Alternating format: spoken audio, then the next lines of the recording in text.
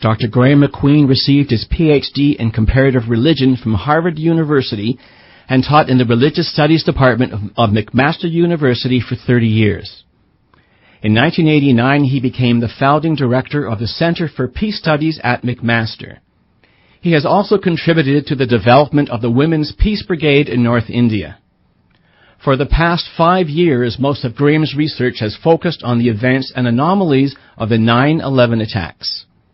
He has written 4 research articles on the subject and has given many talks and interviews on the topic. Professor Graeme MacQueen joins us in studio. Good afternoon, Graeme, and welcome to the show. Thank you, Barry. It's good to be here. It's a pleasure to have you in studio. So, Professor MacQueen, how did you get interested in the events of September 11th, 2001? Well, I suppose as somebody in peace studies, anything that has dramatic violence and looks like it's going to trigger a huge war would be of interest to me, so it was. But there were really quite specific reasons in my case. We had a project going trying to build peace among Afghans. I had been in Peshawar, Pakistan, just across the border from Afghanistan in February 2001 with a group of people working for about a week really hard with a lot of Afghan leaders, a huge expatriate community of Afghans. The Afghan University was there. They sponsored our trip. We had about 100 Afghan leaders, political, journalists, spiritual leaders, and so on, working with us to try and solve some of these problems. And some of them seemed to be potentially soluble. I mean, there was some progress. And the Taliban showed up one day, they didn't try and close us down or anything. So I was feeling relatively optimistic. And then a very well-dressed Afghan gentleman stood up at some point after a lot of good brainstorming had gone on, and he said, many fine ideas for establishing peace in Afghanistan have come up today, my friends. But alas, none of them will come to fruition because the United States is soon going to invade Afghanistan. It's after the carbon resources of the region. He presumably meant Central Asia at that time. When did he say this? Well, I don't have the date, but it was February 2001. February 2001, yeah. Okay. So several months before September 11th. And I kind of was perplexed, I didn't think I was very naive, but I couldn't imagine why the United States would invade Afghanistan, this one of the most wretched, poor countries in the world, and also a place that had proved, had been doomed, really, for most of the imperial powers that invaded there, including the Soviet Union. So why on earth would you do that? Anyway, when September 11th happened, I should have been more critical than I was. I should have said, gee, maybe the U.S. Isn't going to invade Afghanistan because of 9/11. Maybe this was all worked out in advance. But the truth is, I accepted, with some reservations, the official story. It seemed natural, right? The planes are bashing into the buildings are coming down. It's a good yarn. And I kept looking for evidence, mind you. When I look back at speeches I gave at that time, I said, well, we're being told it's Al-Qaeda. We haven't actually seen any evidence yet.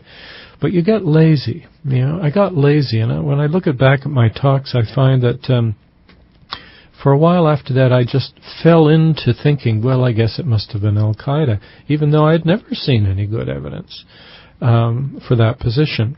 So then I became aware that there were people who were questioning the whole thing. I was not one of the first out of the starting blocks on this. And I thought, well, that's an interesting possibility. And I did not rule it out because I've been in the business of, looking at wars for so long and have seen so much fraud, so much violence, that whereas some people continue to say they find it inconceivable that the U.S. government could itself be involved in orchestrating these attacks, that was never really an issue for me. I could conceive it. I didn't regard it as impossible. So my position was that it was possible, but unlikely. And I wouldn't go that route until I had seen some pretty solid evidence. So at that point, you were still thinking maybe the way we heard from the President of the United States, that's what really happened? Sure. I thought, yeah, that's probably what happened. but let's keep a little part of our mind open for an alternative possibility. And I started a file, on this alternative possibility. We come back to it from time to time. And it wasn't until 2005 that I finally was challenged by someone to kind of get my act together. This is so important, and do some serious research and reading. And I did, and quickly concluded that the official story is a tissue of lies and deception. Well, what points stand out in this, quote, tissues of lies and deception?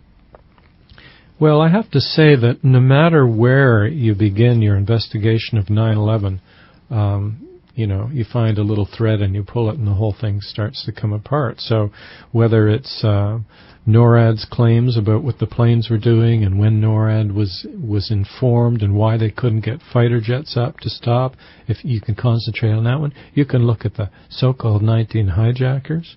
Were they really competent? Did they really have the skills to do what they did on 9/11?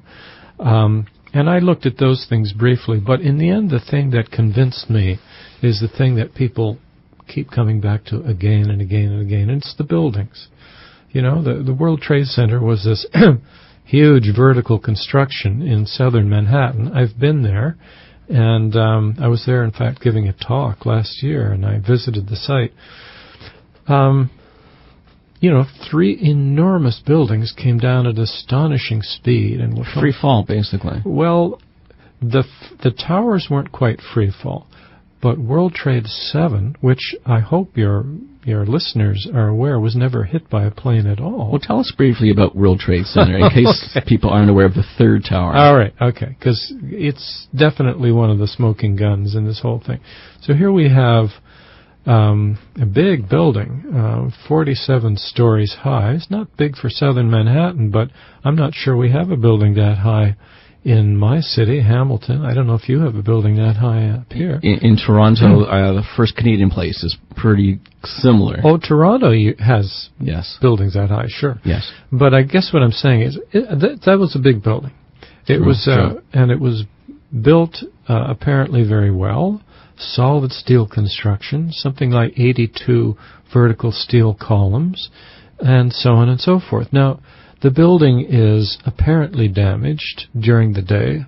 It appears when the North Tower, which was across the street from it, came down, there was some damage to Building 7, right? There were fires in Building 7. Yeah, but yes. They weren't next to each other, and there was a building in between, World Trade 6. So there's some damage, and possibly because of that, fires begin in World Trade 7, okay? And there may have been fires on as many as 8 or 10 floors at one point. Now, Graeme, different guests on my show over the years have said the fires were incidental or very, very severe. So how do we know how severe the fires were in World Trade Center 7? Well, we have various sorts of evidence, mostly photographic, video. National Institute for Standards and Technology has tried to sort out, at what times of the day various floors were burning. But here's the thing. The fires were burning out, okay, as the day went on. By the time this building underwent its utterly bizarre collapse at 5:20 in the afternoon, there were only significant fires on about 3 floors. Now, this is a big, strong building. It's standing there apparently solid, right? People are looking at it. It's not toppling or anything. And there are fires on about 3 floors. And at just after 5:20, suddenly, down it comes. Now, it comes down symmetrically, extremely rapidly, and utterly. Just the whole thing is gone in about 6.5 seconds. And if you've seen a building that big, picture it coming down that fast. It's just mind-boggling. Now, again, I've been to the site. I've been to the new World Trade 7, which is built to replace that. It was a big building. Stand at the bottom of it and picture that coming down in that many seconds. Now, we have a lot of video footage of this, and it's quite easy to measure, and make calculations. What was the acceleration? What was the velocity at various times? What was the overall collapse time? I don't know how long you want me to go on with this, but shall I say a little bit more about why this is such a big deal? Sure, it's very important. Okay. Well, the National Institute of Standards and Technology was tasked, I believe, in 2002, that's a division of the U.S. Department of Commerce, to investigate World Trade 7 and its collapse. And they had a lot of trouble, and they kept stalling and stalling. Why the heck did this building come down? There were all kinds of theories. Finally, they came out with their report in fall of 2008. And among other things, I mean, there's all kinds of bizarre things in this report, but one of the things that's bizarre is that in the initial draft of the report in August, they had tried to get rid of this issue of how fast the building came down by pretending that it was, a relatively slow, gradual collapse.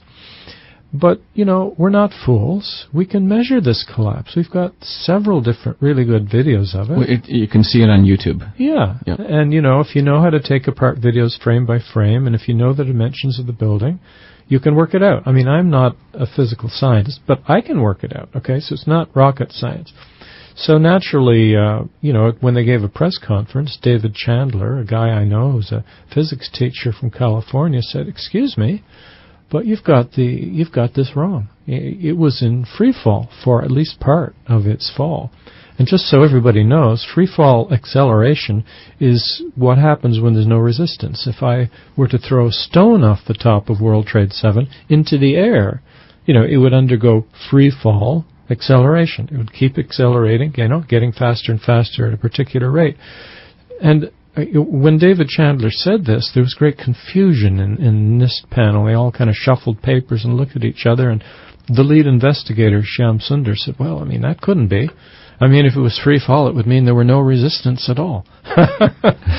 which is the point, okay? It's the point. How could 82 steel columns completely, suddenly, and symmetrically give way so that they didn't give any more resistance than air? So, Graeme, in the report, through NIST, how do they explain it coming down in free fall? Well, see, initially they denied it. Now, once they were confronted, they had to go back to the drawing board. The jig was up on that one. So in the final report, which came out a few months later, they admit that for 2.25 seconds, which is over 100 feet of collapse, the building was in absolute free fall, indistinguishable from a rock. And then the rest of the collapse was just slightly more than free fall. There's a bit of resistance. But they tuck it in, there it is, in a little line, as if it doesn't matter, as if it's a trivial issue. Well, excuse me, it's not trivial. When steel turns to nothing, it gives absolutely structural steel in this well-built building symmetrically, meaning all 82 columns had to give way more or less at the same time and turn into nothing, basically. That calls for explanation. And their explanation, which is gradual buckling of columns, through heat and I could get into it, but it's a gradual process.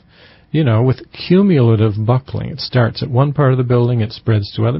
That just doesn't make it. You don't get a symmetrical free fall collapse from that. And this is why this is a smoking gun. Basically, their story violates the laws of physics.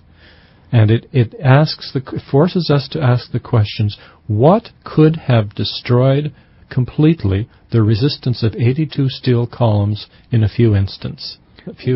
What do you feel destroyed those columns in an instant? It was clearly a controlled demolition, so there were charges of some kind, possibly also various incendiaries to cut the steel, and they were knocked out, and then the building came down. It looks like a beautiful, perfect controlled demolition. You have to look hard on the internet, actually, to find a controlled demolition as good as this one. Mm-hmm. It's so well done.